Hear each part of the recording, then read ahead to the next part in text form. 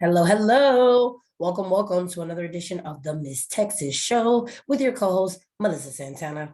Not only am I excited to bring you another edition of the show, but also another wonderful guest. Today's guest is Sheri Jacobs, and Sheri is an actual artist who not only comes to us from the world of commercial and theater acting, but has also done voiceover acting, is a comedic storyteller, public speaker, writer, and so literally has this wealth of knowledge. So I'm excited to learn about Sheri and from Sheri, and I hope you are as well.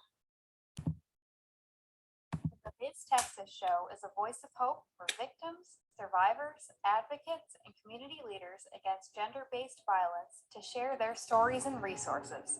We began showcasing life in Texas. Today we are impacting lives not only in Texas, but also around the world. Under our segment Military Time, we run this segment in partnership with the National Veterans Chamber of Commerce. We invite military and veterans who have overcome traumatic events to share their experiences during and after their military service.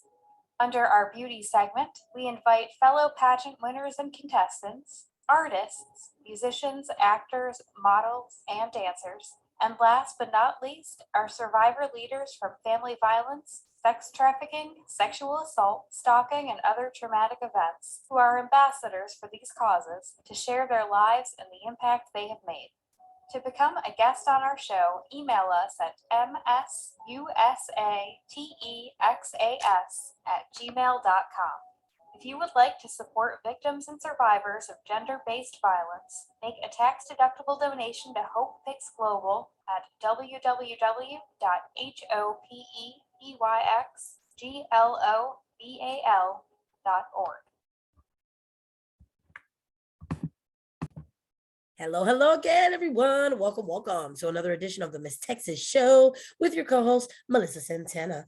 As always, I have the pleasure of not only welcoming you to the show, but also welcoming our wonderful guest. And so today I'm super excited because we have Sheri Jacobs on the show. And Sheri Jacobs is an education manager, professional voiceover artist, and commercial and theater actress. She uses her gifts as a public speaker and comedic storyteller to help men and women feed themselves on a diet of fulfilling relationships. I love that. Her children's book, Dream Right, shows children how to transform fear into empowerment. She's a two-time finalist in THEMA's short story contest, or THEMA, and receiving honorable mention for a short story at Glimmer Train Literary. So with that, no small feats there. I would love to introduce officially Sheri Jacobs to the show. And so Sheri, thank you so much for taking the time just to be with us today. We're super excited to learn more from you. And with that being said, could you let viewers know who are you, more about your journey, your story? Absolutely. What a wonderfully warm welcome, Melissa. Thank you. Thank you. I feel like I got a verbal hug. Yay, I'm glad. And wow, you made me sound really impressive. I got to meet that Sheri Jacobs. Right? Absolutely. Yeah, I actually, knowing we were meeting today, I actually brought a copy of the book, The Friendship Diet, Clean Out Your Fridge, Get Real with Yourself, and Fill Your Life with Meaningful Relationships That Last. It's a book that, like most narrative nonfiction pieces, are labors of love. It was my way of making lemonade out of lemons. I looked at the tapestry of my life and started to connect the dots. And I noticed the analogy of food when it came to my personal relationships. I was starving for intimacy. I was hungry to be heard. So the idea of food was percolating, no pun intended, in my mind of, wait, there's something there that, there's a book here. And even before there was a book idea, there was an article idea, Happy Meal Dating, Microwave Madness, The Myth of the Buffet Line. So I started thinking, well, how can I make my own fortune cookie? how can I carve out my own path? So I played around with that idea using the template of my own life and my own experiences. The prefix re in relationships literally means back or again. So when we go into a relationship with someone, regardless of what that personal relationship looks like, whether it's a mother to a daughter or a husband to a wife or a sister to a brother, you are relating back and again who you are through the lens of this dynamic. So when I looked back at my life, there were, as we all have, role models that for purposes of remaining private, boundaries are important. I had a significant role model in childhood who was abusive. And there's this myth that abuse is one-sided, meaning just pure evil. But if it were so easy to pinpoint, you'd be able to easily extract it. At least in my case, I found abuse to be much more clever, much sneakier. I would be given honey before I was verbally stabbed. I would be loved while I was being blamed. It's all your fault. You're too sensitive. Look what you made me do. And again, I'm not mentioning names because I love this person. And I believe this person didn't know what they were doing, but the damage is there. And so we tend to want to go forward. I think that's the human experience. We want to look ahead. We want to look ahead. We want to look ahead. Let's move forward. And I think that's wonderful, but just like anything else, everything in moderation. You also have to be willing to be reflective. There's that prefix, re, back or again. You have to be willing to go back in yourself and say, okay, what am I noticing here? What works and what doesn't work? What viral emotional memes have I picked up along the way? And I started to notice in hindsight, because now I'm much older than I was as that little girl being told those things, that those seeds that were planted, it's not enough to come out of your emotional soil. You need to replace them. So, what's wrong with you? You have to take that out and put in everything's right about you. And we don't get that message very often in this life. And so I'm sharing a journey in hindsight with you right now, Melissa, and with our listeners. The gift of perspective that you only get with time. And my hope is that by sharing my journey, even if there's just one person listening right now, they know they're not alone and there is another side. You can be free. You can embrace your life and live it on your terms. It is possible for everyone. I don't care how bad it was. It's very possible. You have to believe it and you have to keep being willing to look within your emotional fridge. And I didn't. And that's what I share in my book, my journey, until I finally got it. Oprah once said, life gives you a whisper when you're in the wrong direction, then a knock, and then it just shoves you down to the ground. And I was shoved down to the ground. And just some highlighted examples of that. I didn't want to deal with the pain. I wanted to be loved. Well, it's a cliche for a reason. If you want to be loved, you start with yourself. But God forbid I did that. So I went from one monogamous relationship to another.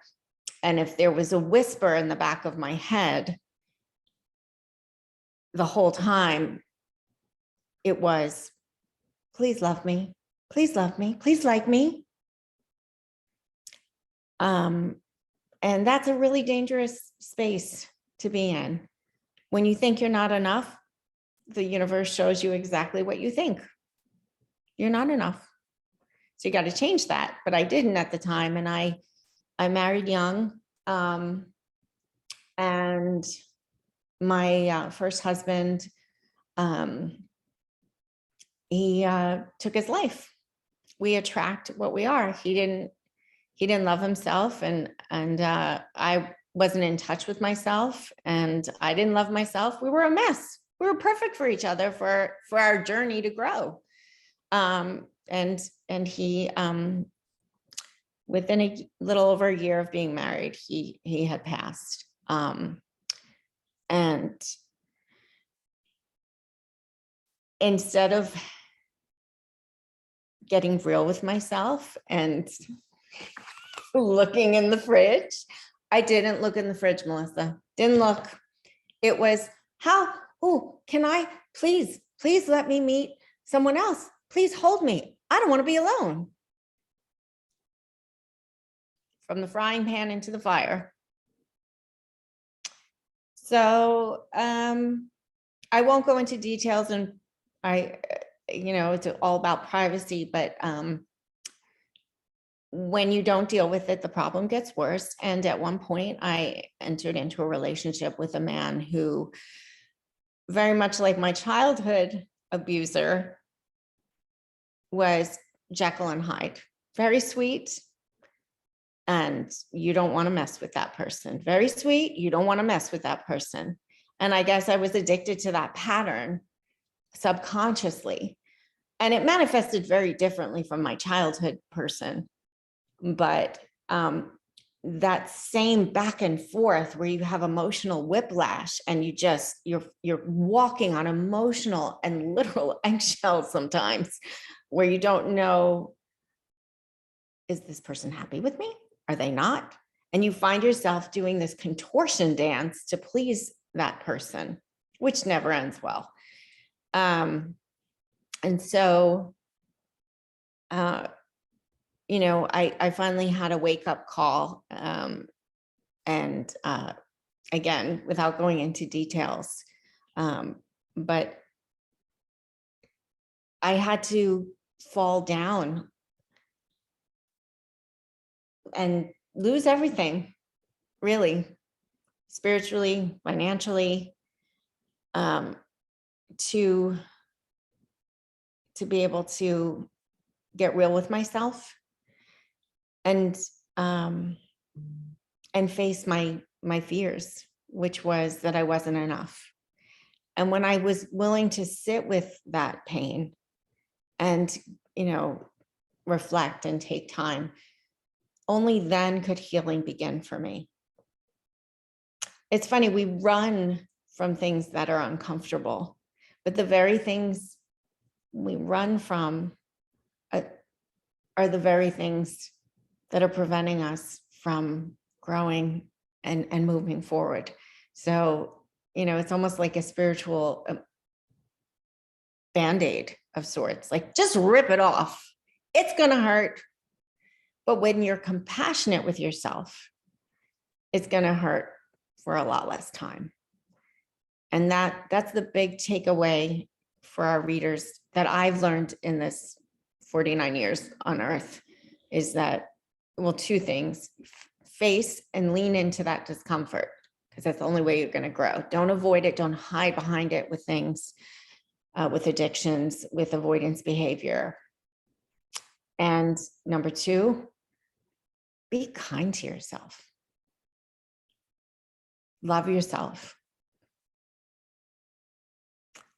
Oh Lord, and I just cannot agree more. I was so enthralled, I almost forgot I needed to respond. I was like, I was worried. I was like, oh, la, la, la, la, la. No, not at all.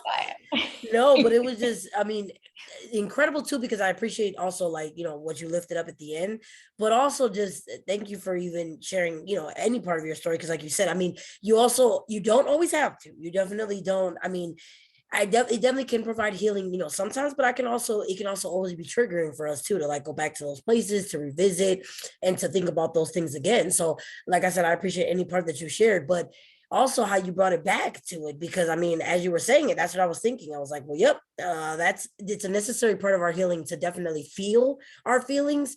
But I agree with you that too often we ignore them, or we like hide them, or we're like ashamed of them, or we don't want to bring them out, or if we do say something about them, then now they're real, now we have to do something about them. Like, so it's just all this whole like this thought process that we have in our minds. But Yep. then that wasn't the first time you mentioned thoughts being debilitating. Like, you also mentioned how we have those negative voices, or we have those negative messages, and clearly that's how they like continue to permeate into different like stages of our life. Yeah. You heard them, yeah, as a child, but then they were still there even as you went into certain relationships. And so, it doesn't seem accidental to me that that would be the case, because you had already heard them then.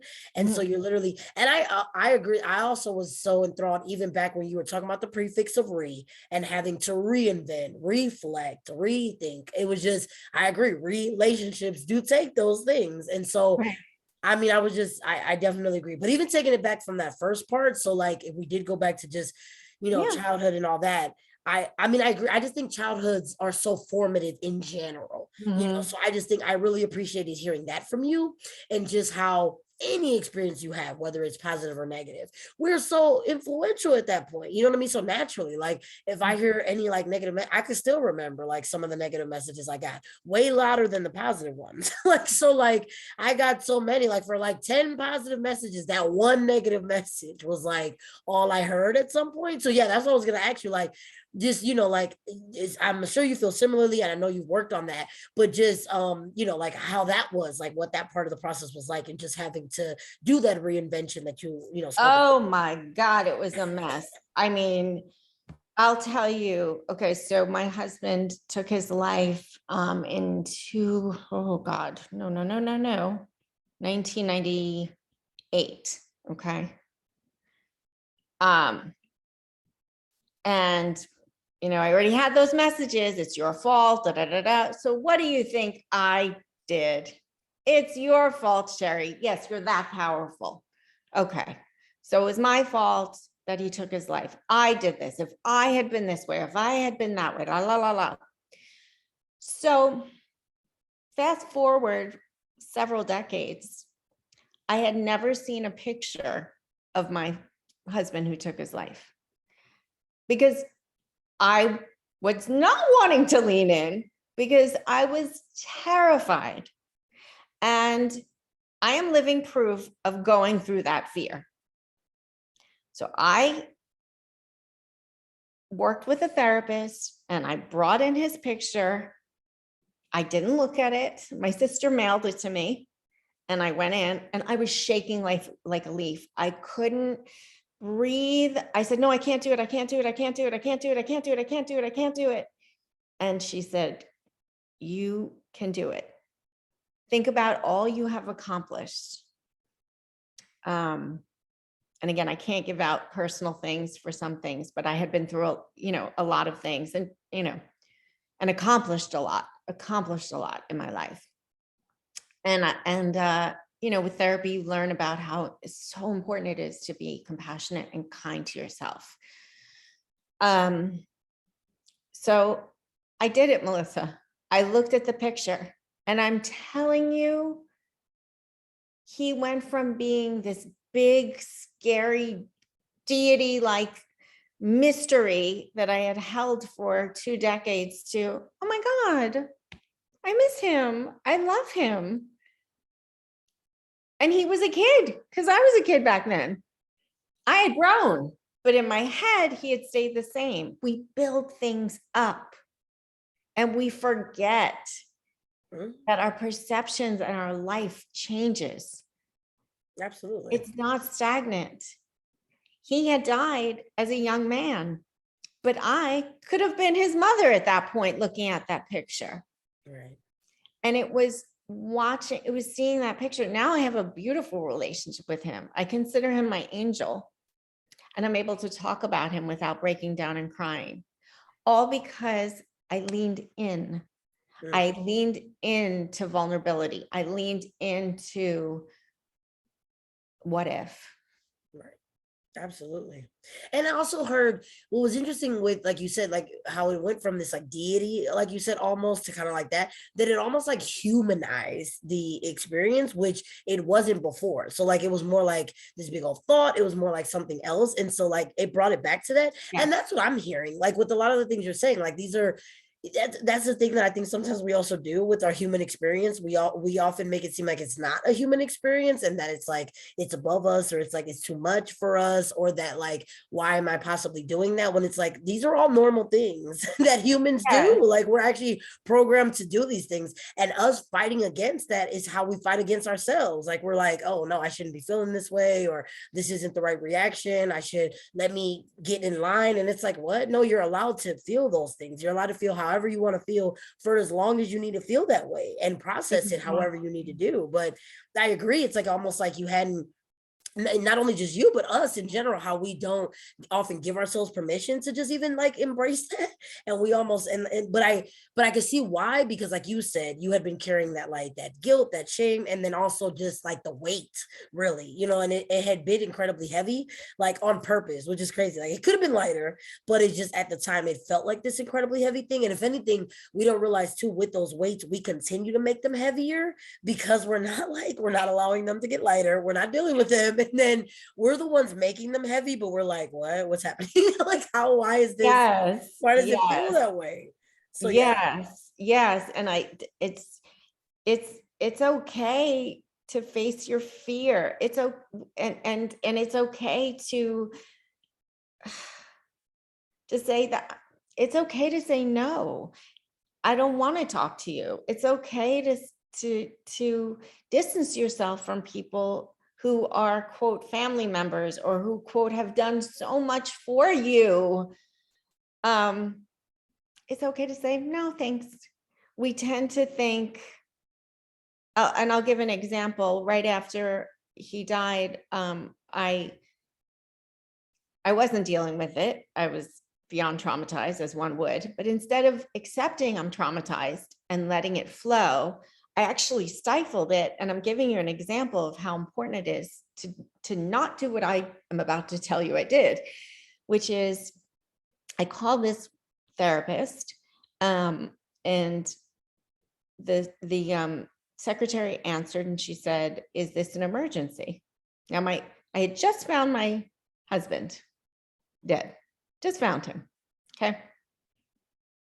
Is this an emergency? Oh no, no. I'm good. Whatever works for her. That was me back in 1998. And there was a time where I hated her once I started to get better, that person in 1990. What was it, 1998? But then there was this person who evolved since then, who has so much love and compassion for that young lady on the phone. I just want to hug her and say, it is an emergency.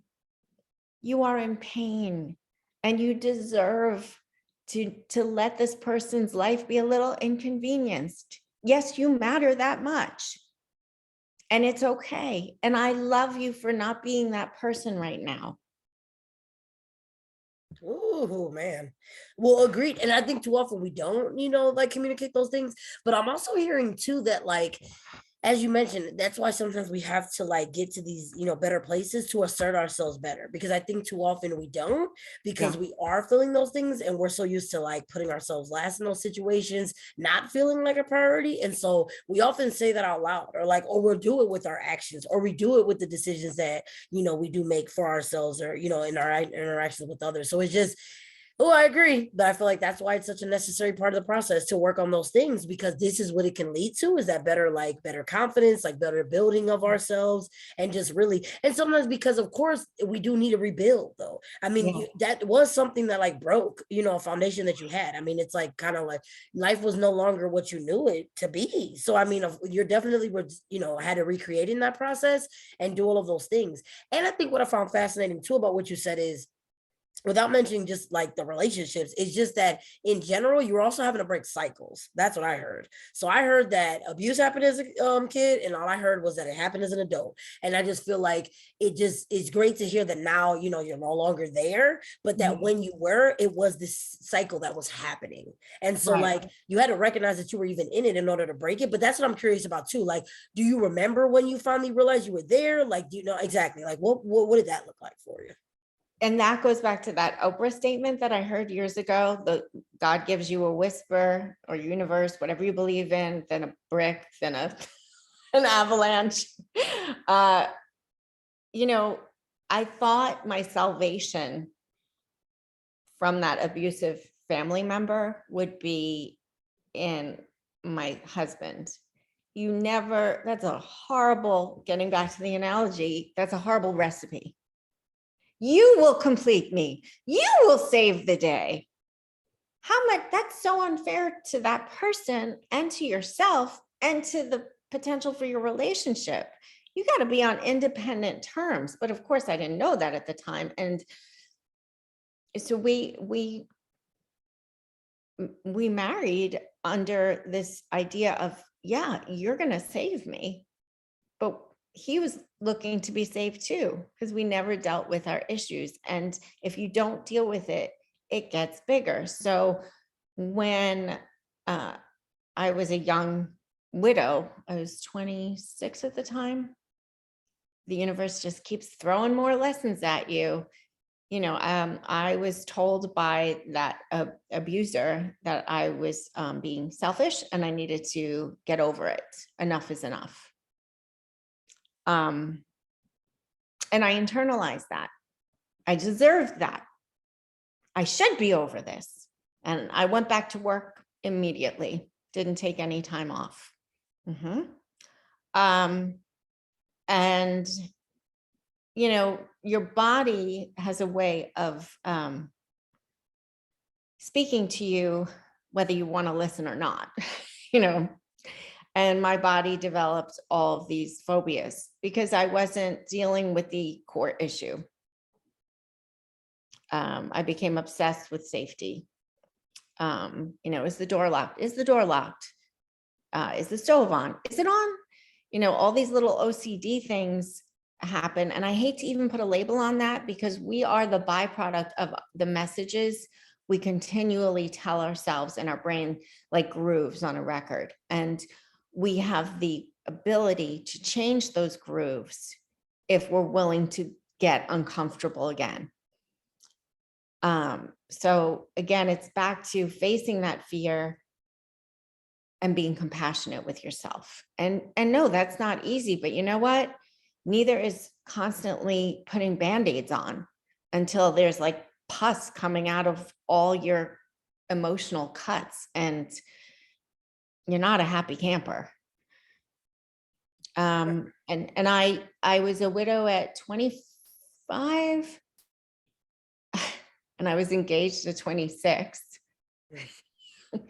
I didn't give myself a chance. And I got married at, what was it, 27? I was pregnant at 28. I mean, it was just like, Oh, wow. Boom, boom, you boom. know, I just never gave myself a chance. It was always, even getting pregnant was a form of that tapestry theme of guilt. I don't know if I'm ready, I said.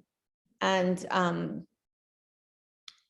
I got guilt from my partner. Well, you know, do you know you want to have a kid? Yes, of course. Just not right now. I'm not ready. Well, you're not getting any younger. I mean, if, you know, you want to be a young mother, right? Oh, yeah. Yeah. So there was this, from a young age, we're so impressionable, you know, of that, the guilt, the manipulation. And so if you don't learn to identify it, it'll consume you again and again and again until you wake up and say, I got the lesson. I got it. And my hope is that anyone listening, if they are in an abusive relationship and they think they can't get out, they can. They can. Abs- I had to Absolutely. claw my way out and I can't go into details. But you can. Absolutely.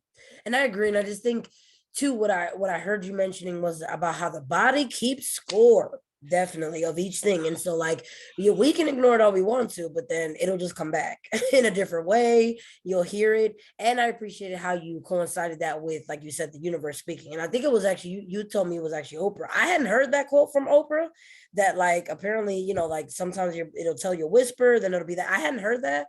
I've usually heard some of her quotes, but I missed that one. That was But the first time I heard from her.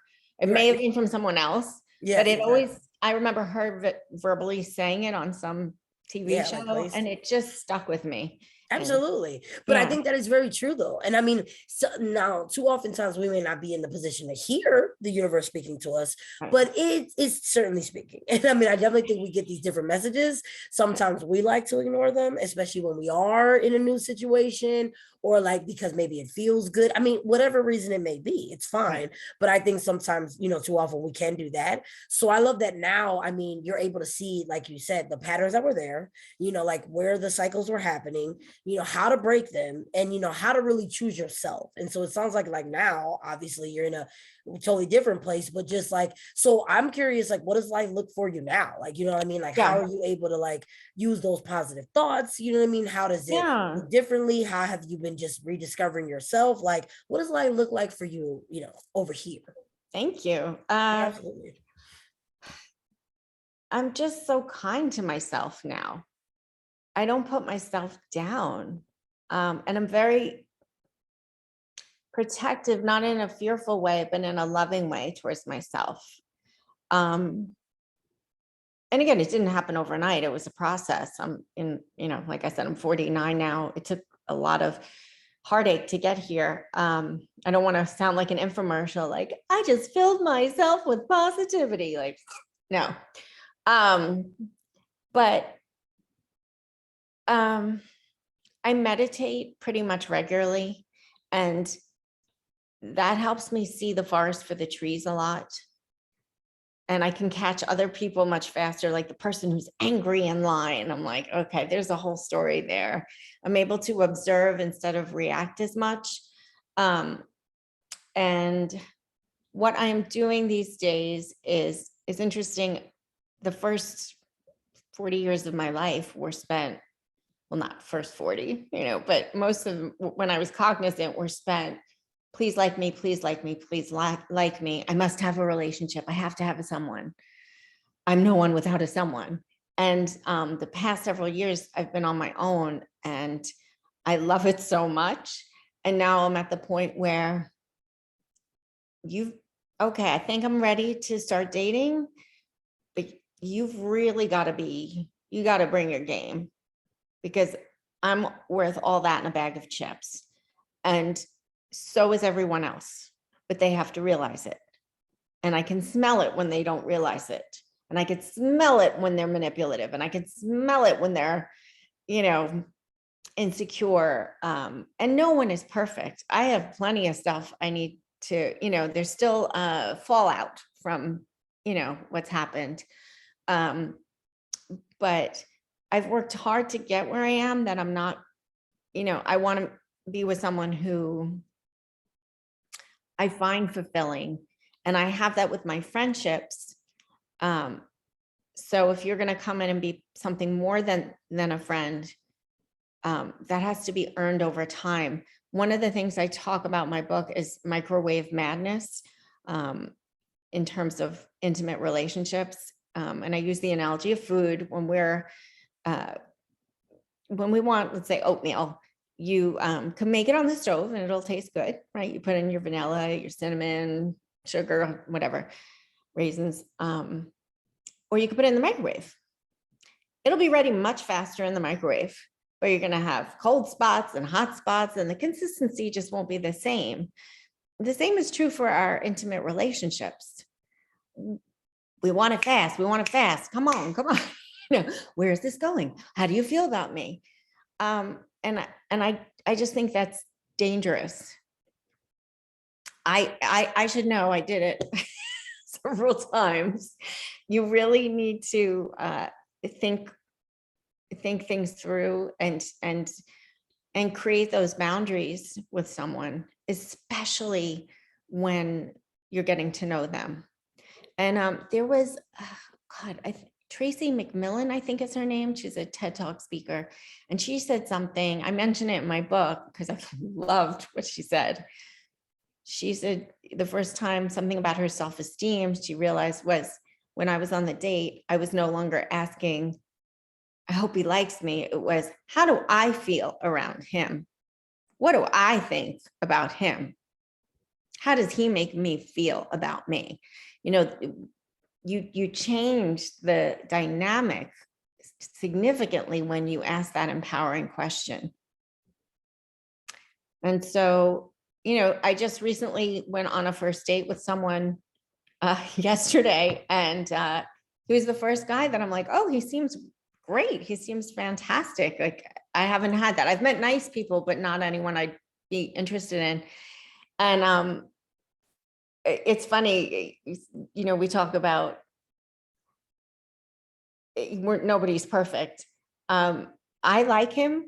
And so I was not going to play games, and I just reached out and I thanked him for a good time. I haven't heard from him ever since. So he may not be interested in me. And that's okay. Does it hurt? Yeah. But I'm going to embrace the hurt and say, yeah, rejection sucks. It really sucks. But I also know in a few hours, I'm going to be like, you know what, what's on TV?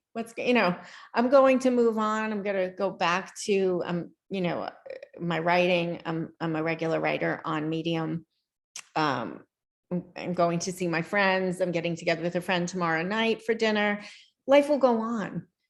But I'm no longer seeing his lack of interest in me as personal, as a reflection of my worth as a human being. You know, there's a cover for every pot, and for whatever reason, you know, you know, it is what it is. And I don't know what's under the surface for him. And I could drive myself crazy trying to figure that out.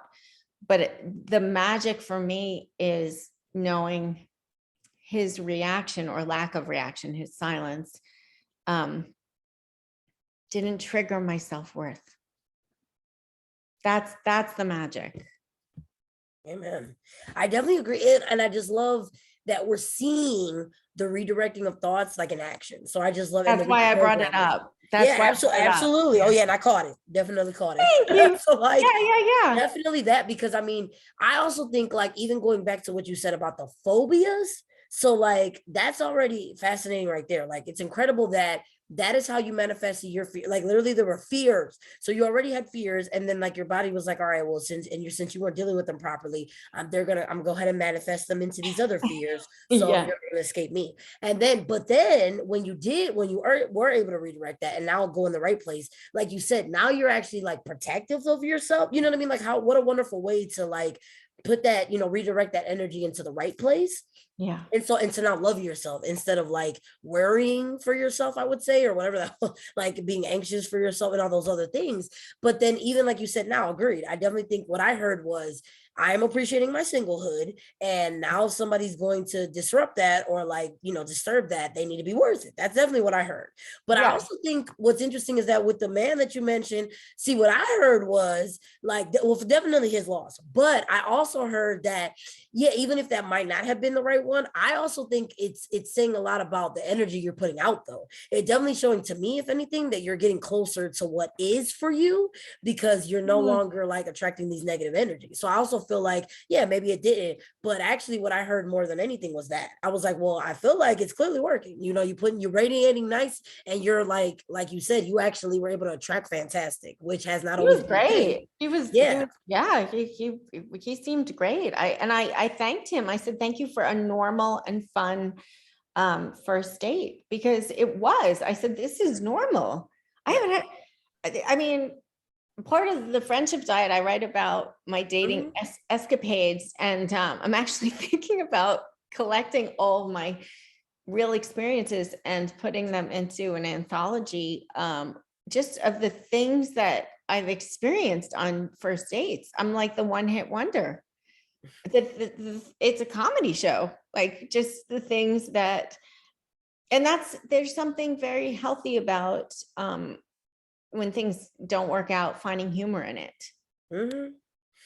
You But I've know? definitely been there as well. And I mean, I've also tried like the online. I mean, I've tried different Yeah, modalities, yeah. all of the different. Yeah, but I agree, and I've been there. But I also agree that yep, I'll either find that or just also like, well, what have I learned from this? Has this person at least Yes. shed light on like qualities that I would like to find in the next person I'm looking for? So definitely find something there. But I mean, I agree with you. I mean, I definitely think we've all been there. But I also agree that I'd rather be here though, dating with this mindset than where I was in the past. So like Yes. I'm cool on Oh that. Like, my yep, we God. can do it exactly. But at least I'm here and I know what I know now, and that can't be disrupted by anything that happens, like you said. So like, Exactly. And I was very much, this is a very important point I want to make. I was very much myself on the date. I exactly. Yeah, didn't that's hide. important. Now, I had boundaries. Right. I wasn't going to be like, well, this is this and let me get out my therapy pad. No, but I didn't try to be something I'm not. Right. Which Um, has happened in the past, like you said. Like, yes, yep. yes. I was not the contortionist. I was Right. very much myself. And I love that, Right. you I know. think there's something so freeing about that too. Like, you Yes. know what I mean? So like to Yeah. be able to do that. Absolutely. Yeah. But I Yeah. also, speaking of gems, so like, and like the one that you mentioned from the TED Talk, that you got, I actually feel like, of course, what you're sharing are also gems. And so like this food analogy, I just need to know, like, so where'd that come from? Because it's wonderful. So like the microwave man, I'm like, oh yeah, we all need to get this book because this is good. This is good stuff. So like that, the Happy Meal dating that you mentioned in the beginning, I didn't forget about that one either. And so like all these things. And so like I'm just curious, like, any relationship with food there, like, because it was just such a creative and fun like analogy, but then and like just and wonderfully clever is what I was also thinking. Oh, But thank just you. oh no, I love it. So I'm just curious, like, where'd that come from for you? Was it just an idea? Like, where did you get the inspiration? Because I definitely love it, literally. Honestly, like all great ideas, it didn't come from me. That sounded like I was being derogatory. What I mean is we are reflections of the universe. Mm-hmm. And the idea just kept coming to me, and I didn't plan it. It kind of wrote itself. I just kept feeling, when my last serious relationship had ended, the one I'm not going to talk about, I kept thinking, I'm starving for connection. And in that relationship, I had been starving for connection. And I write about that, how there is a subtle but significant difference between being alone and being lonely. I was in a relationship for 13 years and I was so lonely. He was right there, but I was starving for connection. I was hungry for it. And just life would happen. And I thought, oh, let me write down some notes about that. I wrote a quick little blurb, little article about it. And these articles turned into the book. Knowing your comfort food, rebound cake, the best dish, the danger of empty calories, irrational nutrition, what's in your kitchen, recognizing when there's a bar of soap in your mouth. The bar of soap is I'll tell you a little bit. I was starting to see it in everything. So every time I taste cilantro, it tastes like soap. And because of that person I grew, that significant childhood person, I learned to not validate myself. You have to be your own parking attendant, so to speak, in this life. You have to cultivate being your own parking attendant, your own validation sticker. I just made that up, but you get the idea. Anyway, so what was it? Oh, so I was at Freebirds in Texas, or I don't know, people watching Freebirds, and this gentleman, I said, no cilantro. I can't have guacamole because of the cilantro. I said, I'm sorry. It just tastes like soap to me. I'm sorry. Like, I need to apologize for what I taste. Right. And the man said, oh, there's this genetic component. People with this genetic factor taste soap. The receptors in their mouth, they literally taste soap. And all of a sudden, Melissa, I realized two things. One, wow, it's not my fault. It's not my fault that I taste soap. I'm not bad. And the second thing I realized right after that was, you did it again, Sheri. You thought you cleaned out your fridge, but there's still little things left. It's not your fault. You didn't. And even if there weren't a genetic factor, own it. It tastes like soap. That doesn't make me a bad human being. I am not causing cilantro to need to go to therapy because it tastes like soap for me. Because I had internalized when I would say, oh, I just don't like cilantro. What? How do you not like cilantro? I internalized, there must be something wrong with me. And so that chapter is about the analogy of recognizing when there's a bar of soap in your mouth. So often we get into relationships with someone, and it doesn't have to be a romantic partner. It could be a mother, a father. And you're like, this doesn't feel right. I do not feel right with this person. She or he is making me uncomfortable. But we push it away. We push it away. We say, no, it's fine. It's fine. I like the bar of soap. It's all good. It's all good. I can get used to the bar of soap. And it's like, why do you have to get used to the bar of soap? Why don't you just take the bar of soap out? Agreed. Definitely that part. And I mean, yeah, so that's why I'm like, literally, it just can be better. Like, it just provides like the perfect like imagery for it, and just a great way. And here's the thing, I mean, how often do we have to clean out our fridges? So it's just like, literally, we're having to do that all the time, literally. Yes. But then, like, that's why I love figuratively, we need to do that, seriously. So it's just like taking Exactly. that inventory, exactly, and being able to do that. That's why I just, love it. But speaking of that empowerment, because that's definitely what I feel like is, replacing these negative thoughts with empowering ones. I know you do that work with others. So now I'm curious, and like, how is it that you empower others? What are all the efforts that you are involved in? Oh, Like, what thank does all that you. work look like? I Right. will do a segue with you. You gave a beautiful segue. I'm going to Oh, yeah. backtrack and then go for it. At the end of every chapter, because I am a teacher by nature, I have writing prompts specifically designed for you to emotionally clean out your fridge. And it really Oh, works. I wrote through the exercises, and there's something powerful about the art of writing down your thoughts. absolutely. There's a process that goes on, a psychic shift. And yeah, so I continue that into the classroom. I work for a nonprofit called I Write.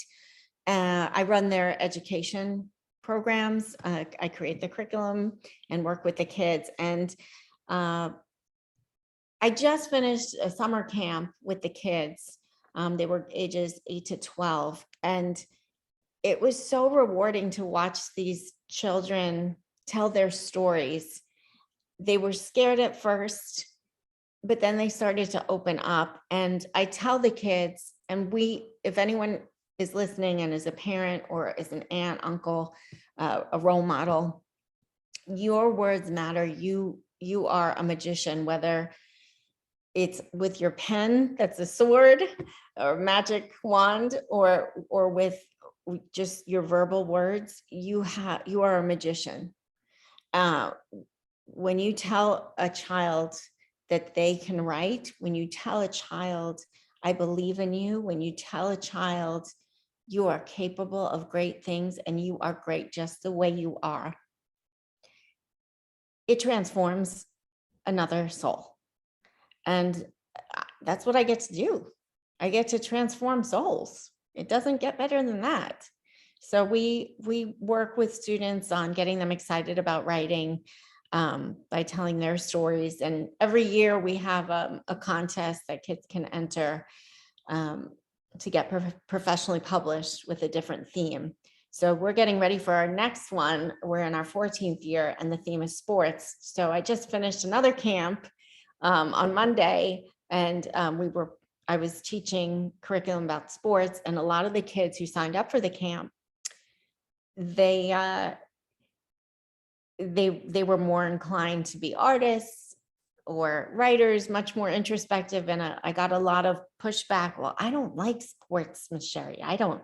So I said, you think I like sports? I don't like sports. So I said, I want you to see as a writer, it's almost like being a diamond. There's so many different facets and angles. You can write about what you don't like about sports, what terrifies you about sports, what you think is ridiculously funny about sports, people's behavior around sports. And they lit up. And it's just really rewarding to be a part of that process. When you have been abused, or if you're being abused, when you walk through cleaning your fridge, leaning into that pain with compassion, when you come out of that, you are more empowered in a way than I'm not saying, yay, go get abused. Come on, everybody's doing it. No, I mean, what I'm saying is you almost have like a superpower, because you're more sensitive to abuse, and you're more sensitive to injustice, and you're more sensitive to others. And that's a gift you get to bring to the world. So think of your healing process as a gift, not just to you, but you're helping everyone else. I think I'm much more compassionate than I would have been had I had blinders on. I don't think I would have said, oh yes, please sign me up for abuse. No, but because I went through that and went through it, I didn't cut corners. I went through it with both eyes. I'm able to give the gift of compassion and sensitivity that I wouldn't have given. I'm able, I know how much those little moments matter. I told a little girl who had been homeschooled for 2 years, she stayed home from COVID, and she was terrified to speak, and she was behind linguistically, she was behind academically. But by the end, she wrote a poem. I just sat with her and I said, what do you like to write about? Romance. And I said, okay, so you're going to put that down. What do you think of with romance? A boy. And by the end, she had all these words that had to do with romance. I said, you just wrote a poem. And she lit up. And I said, when you go through this life, I want you to remember, no matter what, you are a writer. No one can take that away from you. You are a writer, and never lose that love for writing. And that is the magic of going through. Man. That's the Absolutely. magic. And I just love that you have that opportunity, but it's just such a way to make that lasting impact, and something that has also been so rewarding to you, like how you're then able to do that, with others, and bring that out of others and help them realize that they have their own gift. So it's just such a beautiful way, I feel like, of being able to make sure that a transcending way of and lasting way to make sure that continues. And it is, I think I agree that there, is a lot of freedom also in writing, and like you said, and like putting pen to that paper and really, doing that in that way. But you also doing it with children who, like we mentioned, and youth who are impressionable and are taking in all those messages right now. So like what you're saying to them is probably, are things that they're going to take with them. It's going to last a lifetime. So like they're going to remember like those messages that they're getting now, what kind of feedback they're receiving right now, and how they can use this gift, whether in a negative way or positive. So it's just amazing. I just love that they're definitely getting it from a fellow writer, but just such an encouragement, because I mean it's definitely a time where they need it, but also like this is why they have to have it, so that they can then use it to, feel encouraged and be able to do better work in the future. So like, geez. So yeah, with that, I'm just like, I love that that's like, that it even exists, that you're there, that you're helping with that. And so that's actually the only other thing I would ask is that, what work do you plan to see yourself doing in the future? More work with this, the anthology that you mentioned? Right. Okay. So like, yeah. So going back to this program for the kids, if anyone is listening who is a teacher, educator, or knows someone who's an educator, a parent in a Title I school in Texas, thanks to generous grants, iWrite is able to have me come and work with you at your school in grades 3 through 5. Melissa Williams Murphy is the founder of iWrite, and she created this very fun program that takes the stress of reinventing the wheel for ELA teachers out. It walks through in a fun way, getting them ready for STAR and the TEKS, because I know that's a big stressor. You're not creating something new. We come to you. We make writing fun. Melissa, the founder, has a background in psychology. And so the program is done in a way that is so clever. The kids, she taps into the kids' empowerment, so that the kids don't even know, oh, we're learning narrative nonfiction, we're learning poetry, we're learning point of view, we're learning how to edit and research. They don't even know they're doing that because of the psychology behind the program, and it's absolutely free to these kids. And you get me? Right. It's Hey, great. which is phenomenal. But it is like, I think it's phenomenal to have that framing, but then also that, they do have that expertise and they have access to that, and Yeah, like the way to then, make use of what it is that they're learning too. So like they can put that into practice as well. So like, there's the contest for them. yeah. Oh, look at that. See, Yeah, incentivizes she it. planned everything. I mean, she's a genius. I don't. So 3rd through 5th is the for the curriculum, but 3rd through 12th is for the contest. And what ends up happening with iWrite is, once we work with you and the kids get excited, and the teachers see the results, the parents see the results, and then they enter the contest. So then they get published, and it's a whole big Wow. thing. Yeah. And just to be able to even like be part of that in general, let alone like be able to have that opportunity, is just incredible. And some, may not have gotten it any other way. So I just think it's like That's just wonderful that. it. Yeah. And Exactly. it's the great equalizer there's, so many things in society are financially based, Right. and the founder made sure, no, everyone can enter. Yeah, Everyone. exactly. And then, Wow. yeah, and everyone gets a book in 3rd through 5th grade if they applied for the program. It's in Title I. Yeah, Right. to be Title I. And so if individuals do want to, get connected to that or to you, could you let them know how it is that they can learn more or like help? Yeah, or yeah. whatever? It's Sheri, SHERI at iWrite.org.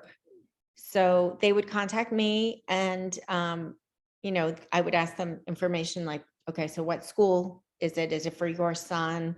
Okay, great. And then I contact the school, and then we take it from there. And the kids love it because there's this giant letter I called I the Guy.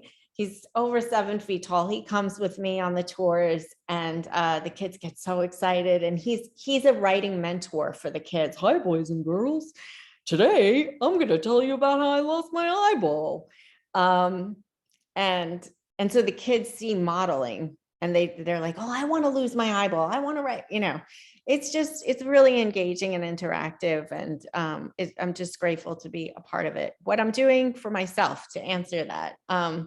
I wrote another book, but I haven't tried to get it published, but it's about a teenage girl caught between life and death. So young adult. Ooh. Right, but exactly, but to be continued then, because that sounds super interesting. But no, wow. And see, and with that, that's I'm glad that that's happening, but that you also have these great projects that you're involved with in the meantime, and like giving that lasting impact. And so with that, I mean, I definitely, and I'm assuming, is that also the email that folks should use if they also just want to learn from you also? Oh, good point. Right. I have my own website. They can reach out to me there. It's either one, whatever works better for them. My boss is very supportive of my writing career. She's a published author as well. So yeah, so it's Sheri, SHERI -Jacobs, JACOBS.com. And And Nice. I keep a weekly blog, and I'm a writer on Medium, so you can find me there too. Absolutely. And I do encourage viewers to do that. So as you heard, there is the iWrite. You could definitely do it through that way. But also, like, definitely I would encourage you to go on the website, stay connected and anything like that. And with that, Sheri, I mean, of course, it's been a pleasure and an honor, but I also want to give you space. Is there anything else you would like to share with the viewers? Anything else, any other encouraging messages or anything else you would like to say? Just be kind to yourself. Just be kind to Absolutely. yourself. Yeah. That Thank is you. the key. And as y'all heard, it can lead to magical results. And so with that, thank you so much for being with us today. And thank you so much to everybody that tuned in. And as always, thank you all for your support, but also thank you, Sheri, for being with us. Thank you, Melissa. Thank you so much. Absolutely.